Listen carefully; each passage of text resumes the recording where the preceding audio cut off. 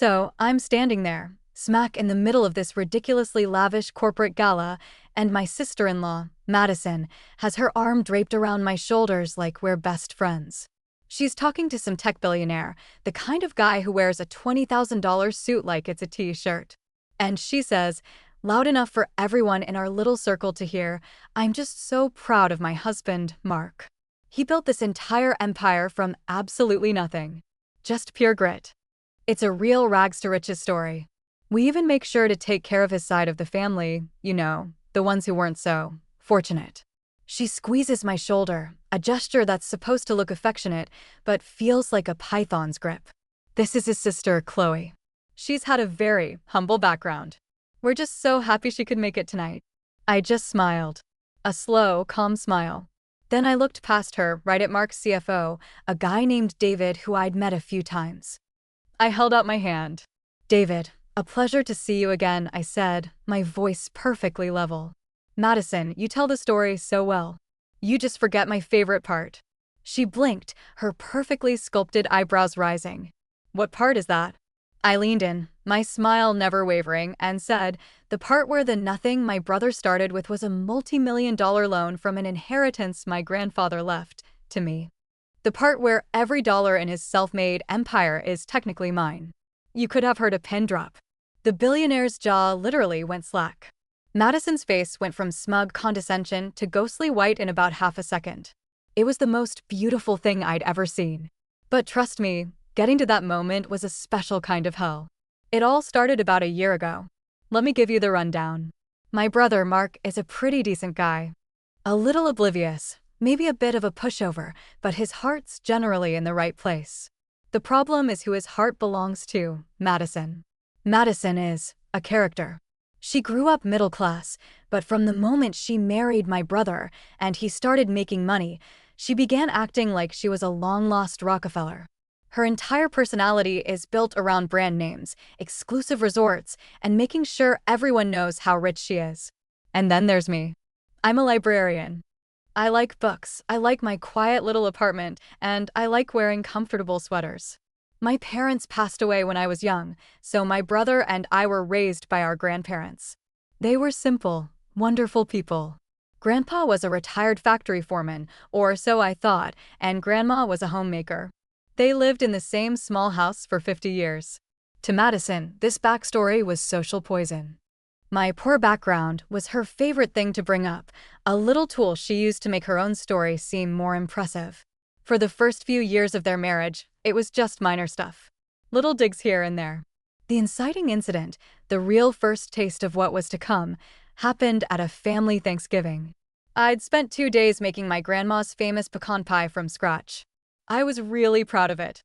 I walked in and set it on the table, and Madison looked at it like I'd just placed a dead squirrel there. "Oh, Chloe," she said, with that fake, pitying little laugh. "You made something? That's so rustic. We had a dessert bar catered by Le Bernardin. But I'm sure someone will have a piece of your pie." She said pie like it was a dirty word. Mark just stood there, looking uncomfortable. The rest of the dinner, she made a big show of telling everyone how they'd just gotten back from Aspen and how hard it was to find good help for their new summer home in the Hamptons. Every story was punctuated with a side-eyed glance at me, the designated poor person. I felt like a prop they'd hired for the evening to make them look more glamorous by comparison. I drove home that night feeling small and angry, but I told myself to let it go.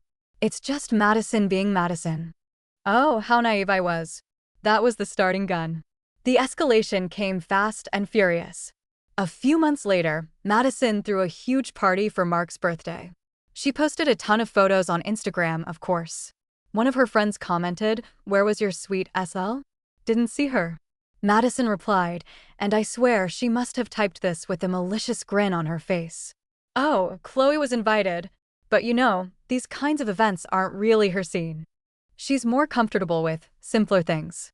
We have to respect that people come from different worlds. Humble and kind family is everything." My blood was boiling. She was publicly painting me as some kind of pathetic charity case she had to tolerate. I called Mark furious. "Did you see what Madison posted?" He sighed. I could hear him scrolling. Honey, she didn't mean it like that. You know how she is on social media. It's all about image. She's just trying to show we're a close family. By telling everyone I'm poor and don't fit in? How is that showing we're close? You're overthinking it, he said, his voice pleading. Please, just don't make a thing out of it. Maddie's been really stressed. That became his mantra. Maddie's been stressed. Maddie was stressed because the new Tesla was a slightly different shade of white than she wanted. Maddie was stressed because their infinity pool contractor was a day late. I was supposed to swallow her insults because my sister-in-law's life of extreme luxury was just so hard. The next major event was Christmas. I've always loved giving thoughtful gifts. I spent weeks knitting a beautiful, intricate scarf for Madison in her favorite color. For Mark, I found a rare first edition copy of his favorite book. When it came time to exchange gifts, I gave them theirs, and they seemed to like them, or at least Mark did. Then Madison handed me my gift. It was a single, flat box. I opened it, and inside was a book. The title was The Broke Girl's Guide to Marrying a Millionaire. The room went silent. My aunt, my cousins, everyone was staring. Madison smiled, that same condescending, saccharine smile. I saw it at the airport and just thought of you. I know dating is hard, and I just want you to have the same happiness I do. A little financial security doesn't hurt, right? We're all just so worried about you, sweetie. At that moment, it wasn't even anger I felt. It was this cold, hollow feeling in my chest. I looked at my brother, begging him with my eyes to say something. Anything. He just stared at his lap, his face red. He didn't defend me.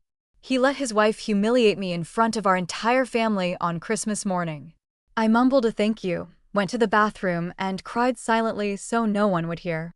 That was the day I stopped seeing my brother as an innocent bystander and started seeing him as an enabler. The breaking point, the straw that didn't just break the camel's back but pulverized it into dust, happened a few months later. It was the gala for the 5th anniversary of Mark's tech company, Innovate Solutions. Madison had been planning it for a year. It was her magnum opus, a monument to her husband's success and, by extension, her own. She insisted I come. You have to be there, Chloe. It's for family, she'd chirped over the phone. I knew it was a trap, but I felt like I had to go to support Mark. I bought a simple, elegant black dress on sale. When I arrived, Madison met me at the door, looked me up and down, and said, "Oh, that's a classic choice. Let me get you a drink." For the next hour, she paraded me around like I was a Make-A-Wish kid. She'd grab my arm and pull me into conversations with her ultra-rich friends. "This is Mark's sister, Chloe," she would announce. "She's a librarian. Isn't that adorable? She's had such a hard life, but she's so resilient. We try to help her out as much as we can." Every introduction was a variation on that theme. I was her pet project. Her poor sister-in-law. People would give me these looks of pity, and some even offered to connect me with their nannies or housekeepers, assuming I was looking for a better job. I felt my soul shriveling with every fake smile and condescending nod. I finally had enough. I excused myself, telling Madison I needed some air. I was wandering down a quiet hallway, just trying to breathe, when I heard voices coming from a side office. It was Mark and his CFO, David. I couldn't help but stop and listen. "It's really incredible what you've built, Mark," David was saying. "I was looking at the initial capitalization numbers the other day. I mean, to go from that first seed investment to this? It's a textbook case." "Thanks, David," Mark said, sounding proud. "I got lucky. My grandfather really believed in me." "He wasn't just a believer, he was a savant," David laughed. "When the trust he set up for the business matured and we got that first wire transfer, man, I'd never seen so many zeros. That was one hell of a starting fund. Your grandfather was a quiet genius." I froze. My blood turned to ice in my veins. Trust? Starting fund? My grandfather? The man who wore the same worn-out cardigan for 20 years? The man whose biggest splurge was buying name-brand coffee? He had left me a $5,000 savings bond and his old watch. That was it. I thought Mark got about the same.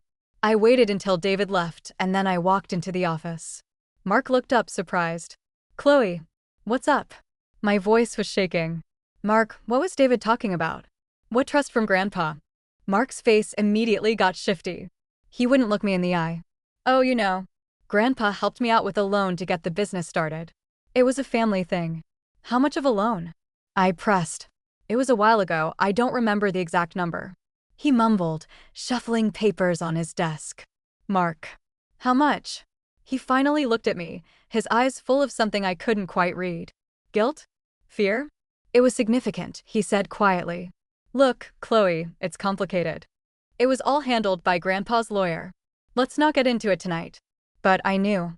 In that moment, looking at my brother's evasive face, I knew something was deeply, fundamentally wrong.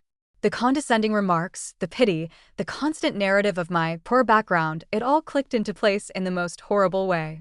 I walked out of that party without saying goodbye to anyone. My life was about to change. The next morning, I started digging. I went through the box of my grandfather's things that I had in my closet. Tucked away in an old address book, I found a name, Arthur Vance. Yescu, I Googled him. He was a partner at a prestigious old law firm downtown. He was retired, but I called the firm anyway. I explained who I was and that I had questions about my late grandfather's estate. The receptionist was hesitant, but when I mentioned the name Innovate Solutions, she put me on hold. A few minutes later, a new voice came on the line. It was a younger lawyer named Mr. Chin, who had taken over Mr. Vance's files. He agreed to meet with me.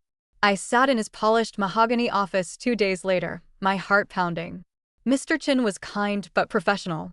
He pulled out a massive, leather-bound file with my grandfather's name on it. Your grandfather was a very unique man, Ms. Miller, he began. He was one of my predecessor's first clients, and also one of his wealthiest. I must have looked confused, because he smiled gently. Your grandfather was not a factory foreman. That was his first job when he was a young man.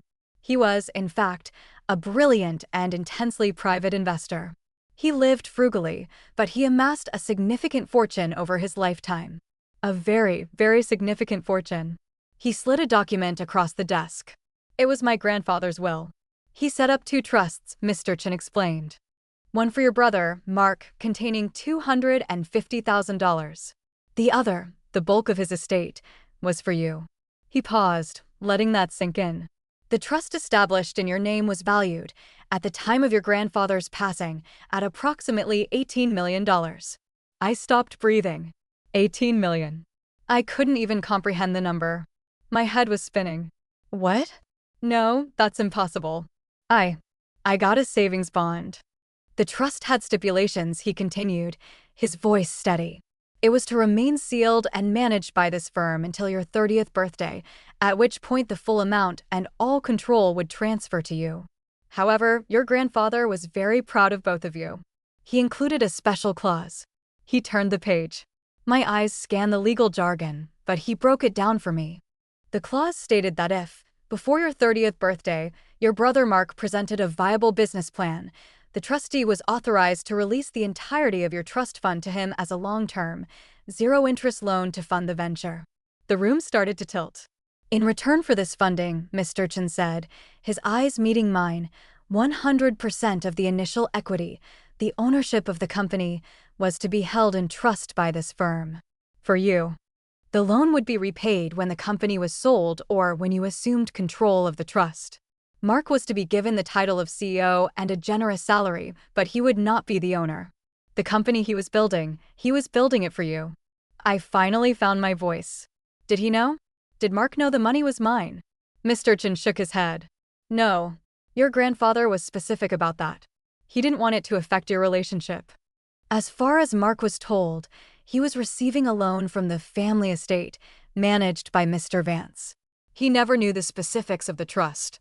He just knew the money was there. He signed the papers, submitted his business plan, and we transferred the funds.